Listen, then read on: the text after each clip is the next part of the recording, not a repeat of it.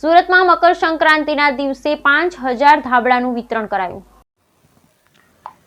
સુરતમાં નાણા વરાછામાં આવેલ જલારામ બંગલોઝમાં દર વર્ષની જેમ આ વર્ષે પણ ધાબળાનું વિતરણ કરવામાં આવ્યું। રામાભાઈના જણાવ્યા મુજબ નટવર દાદાએ 1985 થી 50 ધાબળાની શરૂઆત કરવામાં આવી। દર વર્ષે વધતા આજે 2025માં એટલે કે 20 વર્ષ સુધી આજે 5000 જેટલા ગરીબ લોકોને ઠંડીમાં સાવ ગરીબ લોકોને રાહત મળે તેવા ભાવથી ધાબળાનું વિતરણ કરવામાં આવ્યું હતું, જેમાં પરશુતમભાઈ, રમેશભાઈ, હરગોવનભાઈ, નટવરભાઈ પટેલ તેમજ રમીલાબેન, લલિતાબેન, પુનિતાબેન તેમજ ઈશ્વરભાઈ પરિવારના તમામ સભ્યો હાજર રહ્યા હતા। હિન્દુ ધર્મ પ્રમાણે મકર સંક્રાંતિના દાન કરવાનું અનેરો મહત્વ હોય છે।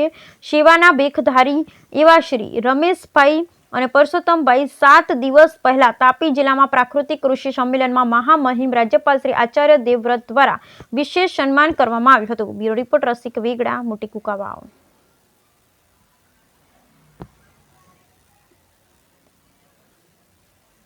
પટેલ, મારા ભાઈ રમેશભાઈ નટવરભાઈ પટેલ, હરગોવનભાઈ નટવરભાઈ પટેલ, મારા ભાઈ યુએસએથી આવ્યા છે, મારા બેન લલિતાબેન મારા બેન છે, આ મારા વાઈફ છે રમીલાબેન, અને આ બધા મારા પેલા છોકરાઓ છે, બધા પરિવાર છે, અને આ મારો છોકરો છે અશ્વિનભાઈ, અમારા છનાભાઈ।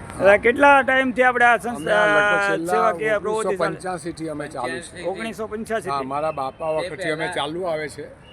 મારા બાપા જ્યારે હતા ત્યારે 50 માણસથી ચાલુ થયેલું, આજે 5000 માણસથી જેટલું થઈ જાય લગભગ તો।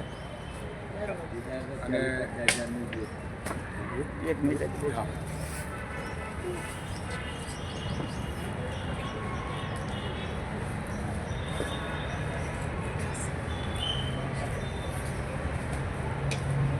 ચાલો ચાલુ રાખ। હાલો હાલો હમણાં જલ્દી ફટાફટ। એ કાકા હાલો જાવ હાલો હાલો બાપુ હાલો।